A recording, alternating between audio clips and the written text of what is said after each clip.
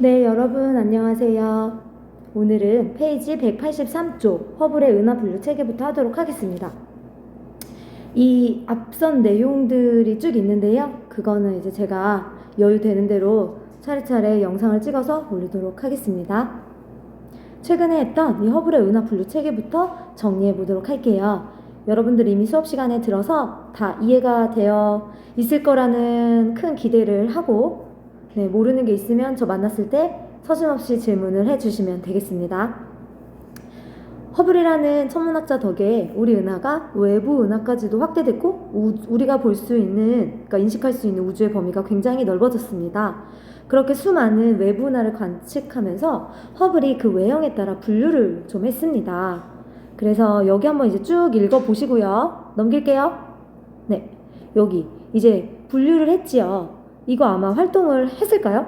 저희 반 활동을 했는데 어쨌든 이것도 한번 혹시 안 한 친구들은 한번 잠깐만요. 마우스 요 가나다라 마바사 자 9개의 외부 은하가 나와 있는데 이거를 생긴 모양에 따라 한번 분류를 해 보겠어요? 그러면 한 3-4 그룹으로 여러분들 스스로 나눠볼 수가 있는데 허블도 똑같이 그렇게 했습니다. 그래서 각 그룹에 이제 특징과 명칭을 좀 붙여줬는데요. 자, 볼게요. 네. 짜잔. 이게 바로 이제 허블의 소리곱새 은하체계 분류입니다. 허블은 이제 은하의 생김새에 따라서 여기 보면 E0부터 E7까지 이게 바로 타원입니다. 타원, 엘리프티컬. 네, 그래서 E 스타일이라고 합니다. 그래서 보면 알겠지만 E0에서 E7 방향으로 갈수록, 즉 뒤에 붙은 숫자가 커질수록 더 납작해지고 있지요. 타원 정도가 더 심해지는 걸 알 수 있습니다. 그 다음에 여기 이 그룹은요, 나선형 은하의 그룹입니다. 이 나선형 은하는 조금 더 세부적으로 나눴어요. 정상 나선 은하, 그 다음에 막대 나선 은하로 나누었습니다. 정상 나선 은하과 막대 나선 은하는 이름에서 알 수 있듯이 그 중심에 막대 구조가 보이냐 안 보이냐로 이제 그룹을 다시 나눴습니다. 나선은 영어로 스파이럴이라고 하고요. 그래서 얘들은 S형이라고 하면 되겠습니다. E형, S형. 근데 이 S형 중에서도 이 S0형이요. 나선팔이 발달하지 않았지만 뭔가 중심부에서 비슷한 모습을 보이는 나선형인 듯 나선형인 것 아닌 것 같은 이 S0형을 따로 빼서 렌즈형이라고 부르는 학자도 있습니다. 명칭을 알아두세요. 왜냐면 문제집 같은 데에서는 렌즈형이라고 나올 수 있기 때문입니다. 자, 그 다음에 이도저도 아닌 이상한 모양으로 불규칙하게 보이는 은하들도 구분했습니다. 바로 불규칙 은하인데요. irregular라고 해서 IRR형이라고도 합니다. 네. 그래서 이렇게 이제 외형에 따라 분류를 했는데요. 지금 보면 타원형 같은 경우는 어찌 보면 나선 은하랑 비교해서 생각해 보면 나선팔이 없는 중앙 팽대부만 좀 깔끔하게 타원형으로 뭉쳐 있는 스타일이죠. 이 형은요. 여기 보면 대체로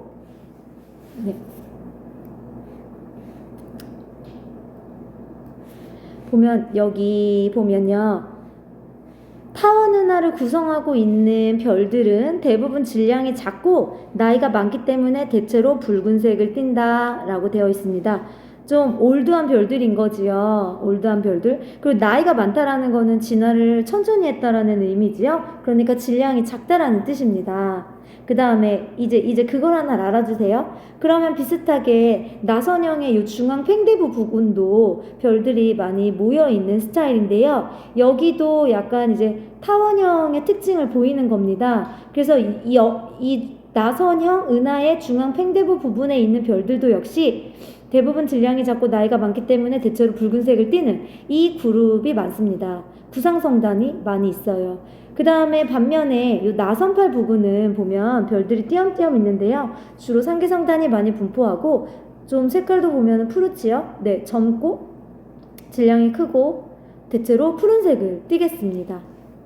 그거 알아두시고, 그 다음에 불규칙 은하가 가장 젊은 그룹들로 많이 이제 이루어져 있습니다. 불규칙 은하도 보면 굉장히 이제 푸릇하고, 지금 요 부분들, 그러니까 별빛이 보이지 않는 부분들은 다 어떤 성운이라고 생각하시면 되는데, 여전히 새로운 별들이 많이 태어날 수 있게끔 성운 물질이 풍부한 은하입니다.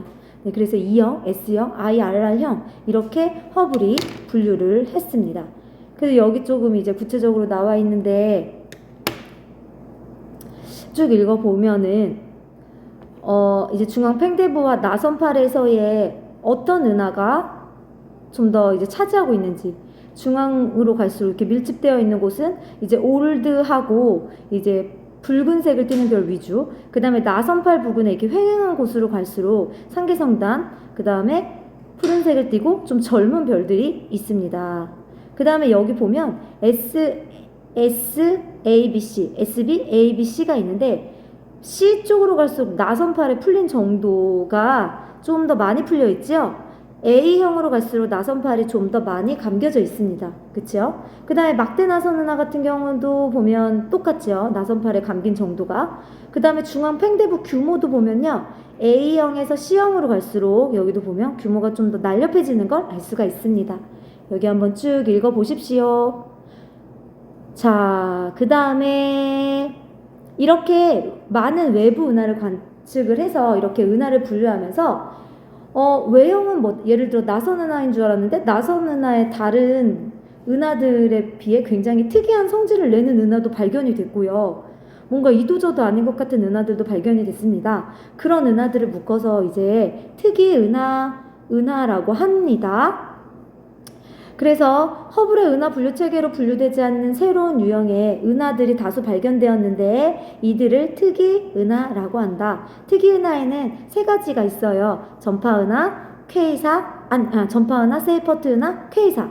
이 세 가지는 책에 나와 있는 정도로 는 꼭 알아두셔야 돼요. 근데 여러분 지난 시간 독서활동 통해서 블랙홀 강의란 책을 보셨지요? 그 책은 훨씬 더 이제 전문적으로 확정적으로 나와 있어서 보는 재미가 있었을 텐데 저희 교과서에는 약간은 어찌 보면 추상적으로 나와 있습니다. 그래도 그 정도는 알고 계세요. 자, 일단 첫 번째 전파 은하부터 한번 살펴보도록 할게요. 지금 선생님 책은 좀 막 그려져 있어서 지저분한데 여러분 책 보면은 여기 오른쪽에 3개의 관측 사진이 있습니다. 위에 것부터 X선으로 관측한 사진, 그 다음에 여기는 전파 관측한 사진, 세 번째 가시광 영역에서 관측한 사진입니다. 이 3개를 합성한 게 이제 여기인데요.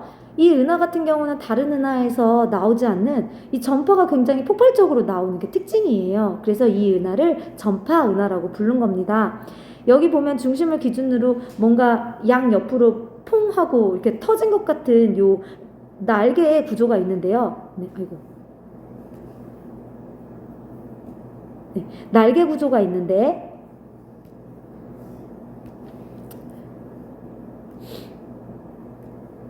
네, 보면은 요렇게 날개 구조가 있는데 이거를 이제 이거 자체를 Z라고 하기도 하고요. 좀 더 전문적으로는 로브 구조라고 하기도 합니다. 보면은 중심에서 이 양 로브 쪽으로 빠른 흐름이 보인다고 해요. Z라는 말 자체가 굉장히 빠른 흐름이라는 걸 의미하잖아요. 그래서 뭔가 이 중심에서 로브 쪽으로 굉장히 빠르고 강력한 Z가 관측이 됐습니다. 그래서 그 부분을 이제 Z라고 하고 그 Z류에 의해서 형성된 구조를 뭐 로브 구조 이렇게 표현하기도 하는데 우리 교과서에는 그냥 요거 자체를 Z라고 하고 있으니까 Z라고 써도 괜찮습니다. 자, 그 다음에 여기 뭐 가시광이나 X선 관측한 거에서는 어떤 평범한 성운 같은 느낌이 들어요. 그렇죠?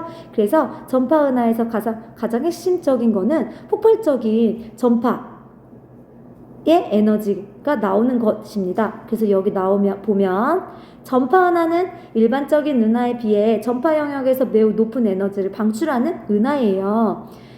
중심부를 기준으로 강력한 물질의 흐름이 바로 이게 Z지요. Z가 대칭적으로 관측이 돼요. 그럼 이 Z는 도대체 어디서 왔을까? 뭐가 저렇게 폭발적인 저 에너지를 낼까? 전파 에너지를 낼까? 이거를 그래서 답을 찾은 것이 바로 블랙홀입니다. 블랙홀의 뭐 강한 중력과 자기장으로 추정되고 있습니다. 네. 자, 그 다음에 두 번째, 세이퍼트 은하예요. 우리 블랙홀 강의에서는 시퍼트 은하라고 나왔었는데요. 이 세이퍼트 은하는 생긴 건 꼭 나선 은하 같이 생겼어요. 그런데 일반 나선 은하보다 훨씬 더 강력한 에너지를 방출을 합니다. 게다가 전체 나선 은하의 2%는 바로 이 세이퍼트 은하라고 해요. 그럼 세이퍼트 은하를 한번 볼까요? 짜잔. 세이퍼트 은하 보면 정말 전체적으로 보면 나선 느낌을 묘하게 내지요. 요런 게 이렇게 뭔가 나선팔 느낌이 들면서 중앙 팽대부가 있고 약간 그런 움직임이 나는데, 이 세이퍼트 은하의 특징, 여러분 두 가지 특징 쓰라고 했던 독서활동 대부분 거의 다 잘 써주셨어요. 얘는 넓은 방출선이 이제 관측이 됩니다. 넓은 방출선이라는 건 뭐냐면, 자, 우리가 이제 스펙트럼을 관측하게 되면, 예를 들어 흡수선 같은 경우는 무지개 색깔의 백그라운드 띠에 특정 파장에 그 흡수된 빛이 검게 이빨이 빠진 것처럼 여기 이렇게 그어지잖아요. 그게 흡수선이잖아요. 방출선은 그 반대예요. 검은 배경 아래 특정 파장에서 방출한 빛이 이렇게 찍히는 겁니다. 이렇게.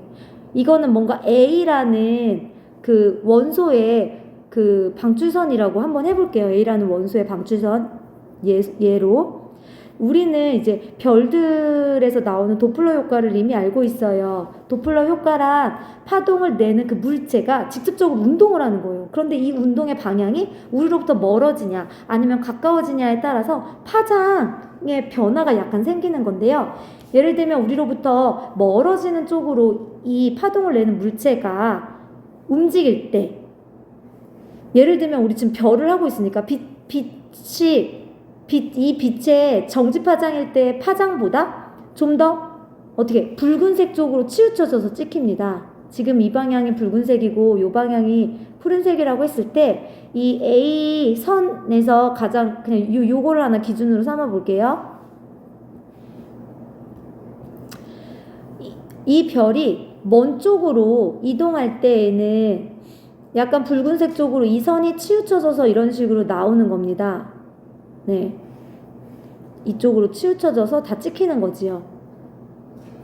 붉은 적색 편의를 의미하는 거니까 빨간색으로 표시해 줄게요.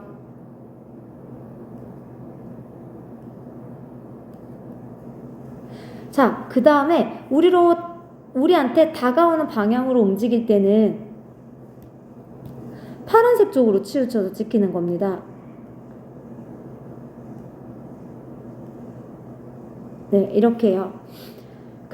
그래서 만약에 우리의 시선 방향에서 이 세이퍼트 은하가 회전을 한다면, 만약에 이쪽 방향으로 이렇게 회전한다고 해볼까요? 그러면 회전을 해가는 방향의 쪽은 좀 더 붉은색으로 치우칠 테고요. 우리 쪽으로 회전하는 방향에서 오는 별빛은 푸른색 쪽으로 회전을 할 거예요. 그런데 이게 굉장히 빠르게 회전하면서 이 선폭 자체가 빠져지면서 적색 편의와 청색 편의 쪽으로 편의된 양이 계속 나타나면서 이 스펙트럼의 선 자체가 이렇게 굵어지는 겁니다.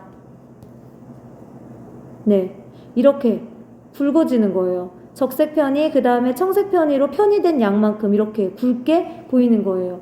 그래서 이 선폭이 증가된 상태입니다. 걔는 이 은하가 굉장히 빠르게 회전하기 때문에 나타나는 성향이에요. 그래서 넓은 방출선이 세이퍼트 은하의 굉장히 큰 특징 중에 하나였고요. 그 다음에 중앙 팽대부 부분, 나선 은하로 치자면 그 부분에서 굉장히 많은 에너지가 나와요. 그리고 사진으로 봐도 알겠지만 되게 밝아요. 쟤는 왜 그러지? 라고 생각했는데, 중심부의 강도가 비정상적으로 높게 관측되는 거, 저건 왜 그러지 했는데, 이제 블랙홀에서 에너지원을 받는다로 보고 있죠. 수업 시간에 배웠을 텐데요. 블랙홀로 물질이 빨려 들어가기 전에 그 약간 트래픽 현상이 일어납니다. 그래서 그 빨려 들어가기 전에 블랙홀 그 테두리, 그 시간의 지평선 직전에 강착 원반이라고 생겨요. 그 부분은 에너지들이 트래픽, 그러니까 교통체증처럼 아직 빨려 들어가기 직전의 것들이 마구마구 서로 이제 교통체증이 일어난 상태이기 때문에 엄청나게 많은 에너지를 냅니다. 그걸 에너지원으로 보는 거예요. 그래서 그런 블랙홀들이 좀 많이 있어서 그 강차 건반에서 나오는 에너지원을 원 때문에 이렇게 중심부의 광도가 비정상적으로 높은 거 아니냐라고 보고 있습니다. 자, 그 다음에 세 번째, 네, 퀘이사는요 앞선 두 은하보다도 굉장히 강한 에너지를 방출한다는 게 특징이에요. 보면 또 적색 편이가 비정상적으로 크대요. 적색 편이가 비정상적으로 크다는 거는 얘네가 굉장히 빠른 속도로 우리한테 멀어지고 있다는 건데, 그건 얘 자체의 운동이라기보단 우주 적색 편이, 즉 공간의 팽창에 의해서 되게 적색 편이가 비정상적으로 큰 건데요.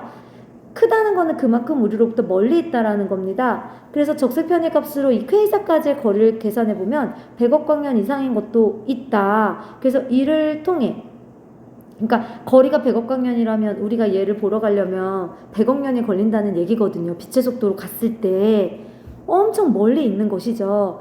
그래서 퀘이사가 초기 우주에 형성된 천체일 거다라고 이제 추정하고 있어요. 그 다음에 퀘이사는 아까 전파은하랑 달리 전파은하는 전파 영역에서만 강하게 방출했잖아요. 그런데 퀘이사는 전파뿐 아니라 과시광선뿐 아니라 모든 파장 영역에서 매우 강한 에너지를 방출하고 있어요. 은하 전체의 광도에 대한 중심부의 광도가 세이퍼트 은하보다도 훨씬 큽니다. 그러니까 퀘이사가 짱인 거지요. 그쵸? 그래서 이 전체적인 이 특이 은하들은 어쨌든 뭐 특정 영역이든 전체 영역이든 강한 에너지가 나오는데, 그 강한 에너지가 나오는 부분에는 분명히 초거대 블랙홀이 존재하고 있을 것이다. 초거대 블랙홀은 주변의 물질을 흡수하면서 막대한 양을 에너지를 방출한다고 했어요. 바로 그 강착 원반 부분에서요. 그래서 천문학자들은 이 에너지를 특이 은하의 에너지원으로 추정하고 있습니다.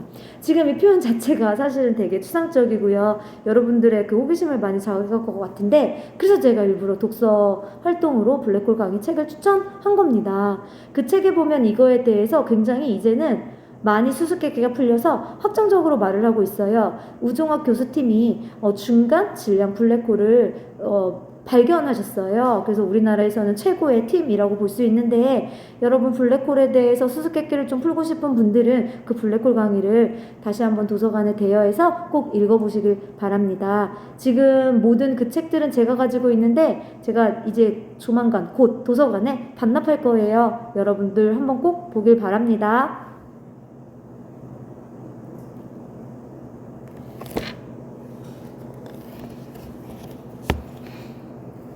그렇다면 자, 그 다음 여기는 쭉 읽어보면 돼요. 충돌 은하입니다. 은하와 은하가 충돌한다라는 것이죠. 그래서 얘네들이 충돌해서 병합하는 과정에서 두 은하는 서로 작용하는 중력 때문에 이제 서서히 형태가 변할 거예요. 그래서 보면 뭐 합쳐지면서 굉장히 거대한 은하, 거대 은하가 될 거다라는 얘기들이 쭉 나오고요. 예로 이제 우리나라 은하와 주변에 그 옆에 있는 안드로메다 은하도 40억 년이 지나면 충돌할 걸로 예상이 된대요. 그래서 여기 보면 상상도가 나와 있지요. 그런데 여러분들이 질문을 해요. 은하와 은하가 충돌하면 우리 태양도 뭐 부딪힐 수 있냐 하는데, 별과 별 사이에 공간이 너무 멀어요. 그 다음에 각자의 영역이 있기 때문에 그런 것들이 조화롭게 이루어지면서 충돌이 됩니다. 그래서 충돌이 된다고 해서 여러분들이 생각하는 그런 막 초신성 폭발과 같은 어떤 그런 식의 어떤 폭발 있잖아요. 폭발이 생기는 게 아니라 이제 거대한 은하로 이제 어떻게 될까? 사이즈가 진일보하게 되겠지요. 그래서 두 나선 은하가 합쳐져 거대한 타원 은하가 될 것으로 예상하고 있다고 합니다. 아이고, 네. 자, 그러면 다음 영상은 요거 할게요. 조금만 쉬고 있다가 봐요.